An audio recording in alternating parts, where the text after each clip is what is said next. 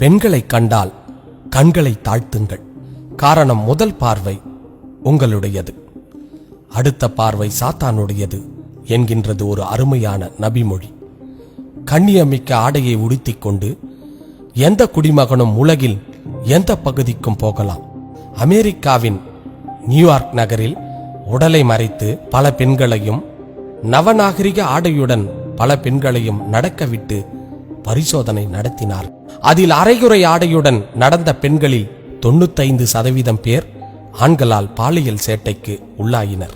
உடலை மறைத்து சென்ற பெண்களை யாரும் நெருங்கக்கூட இல்லை என்று நிரூபித்திருக்கிறார்கள். இதுதான் பெண்களுக்கு பாதுகாப்பு என்று அந்த நிறுவனம் அறிவுரையும் தருகிறது.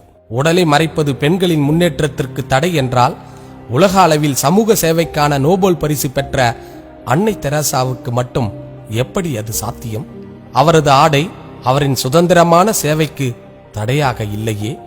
பெண்கள் தன் உடல் தெரியும் வண்ணம் ஆடை அணிவது அவரது தனிப்பட்ட விருப்பம்தான். எனினும் அவரின் அந்த உடலை பல ஜோடி கண்கள் ரசிக்கும் என்பதில் சந்தேகமில்லை. உடலை மறைத்து உடை அணிய வேண்டும் என்பது பிற்போக்கான எண்ணமே இல்லை. ஆணின் மனநிலை கவர்ச்சியாக உடை அணியும் பெண்ணை சற்று ஆபாசமாகவும், கண்ணியமாக உடை அணிபவரை கண்ணியமாகத்தான் பார்க்கும்.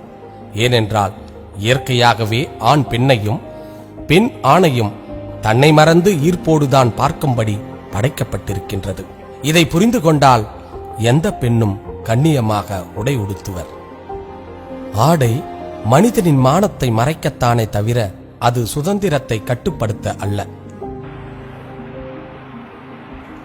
இதே கருத்தைத்தான் மறைந்த அமெரிக்க குத்துச்சண்டை வீரர் முகமது அலி தனது மகளின் ஆடை சிறிது கவர்ச்சியாக இருப்பதை பார்த்து எப்படி அறிவுரை கூறினார் என்பதை அவரின் மகள் வெளியிட்டுள்ளார்.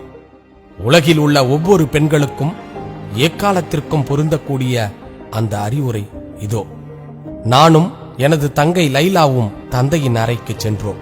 அவர் எங்களை உற்று பார்த்தார். எங்களை அருகில் அமர்த்தி கொண்டு என் கண்களை நோக்கி நேராக பார்த்து, செல்ல மகளே, இந்த உலகில் இறைவன் மிக மிக மதிப்பு மிக்கதாக படைத்த அனைத்தும் மறைக்கப்பட்டவைகளாகவும் இன்றும் பெறுவதற்கு மிகவும் கடினமானதாகவும் தான் உள்ளது.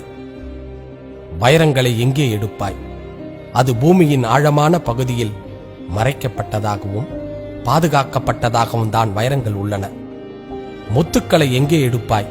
கடலில் ஆழமான பகுதியில் அழகான சிப்பிக்குள் மறைக்கப்பட்டதாகவும் பாதுகாக்கப்பட்டதாகவும் தான் முத்துக்கள் உள்ளன. தங்கத்தை எங்கே எடுப்பாய்? சுரங்கத்தினுள்ளே அடுக்கடுக்கான பாறைகளுக்குள்ளே மறைக்கப்பட்ட நிலையில் அதை எடுப்பதற்கு நீ மிக கடினமாக உழைக்க வேண்டும். என்னை உற்று நோக்கியவராக உன்னுடைய உடல் புனிதமானது. வைரங்கள் முத்துக்களை விட நீ புனிதமானவள். உன் உடலை முறையாக நீ மறைத்துக் கொள்ள வேண்டும். பெண்களின் உடலமைப்பு என்பது இறைவன் தந்த பொக்கிஷம்.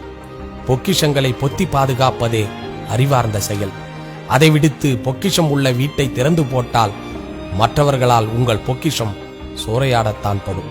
பொக்கிஷமாய் போற்றி வளர்த்த தாய் தந்தைக்கு அழகு என்ற போர்வையில் அசிங்கத்தை பரிசீலிக்காதீர்கள். இன்று 90% விளம்பரங்களில் பெண்களுக்கு சம்பந்தமே இல்லாத பொருட்களில் கூட பெண்கள் வியாபார பொருளாக அரைகுறை ஆடைகளுடன் காட்டப்படுகின்றனர். இவைதான் பெண்கள் பெற்ற முன்னேற்றமா? ஆண்கள் பார்த்து ரசிக்கும் பொருளா பெண்கள்?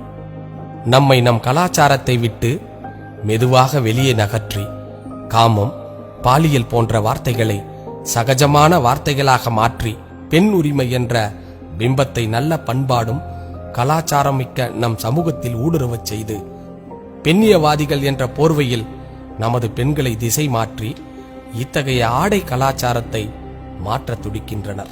உளவியல் ரீதியாக மிகப்பெரிய குழப்பத்தை நம் சமூக பெண்களின் மத்தியில் ஏற்படுத்திவிட்டனர்.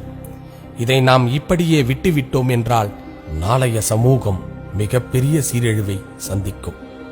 அன்பார்ந்த தாய்மார்களே, அக்காக்களே, தங்கைகளே, இதை கவனத்தில் வையுங்கள்.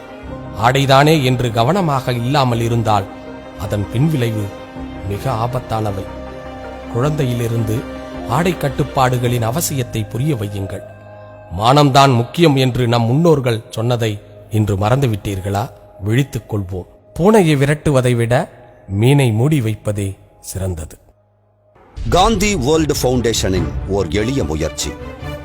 வி சேஞ்ச், மக்களின் மகிழ்ச்சிக்கும் மாற்றத்திற்கும்.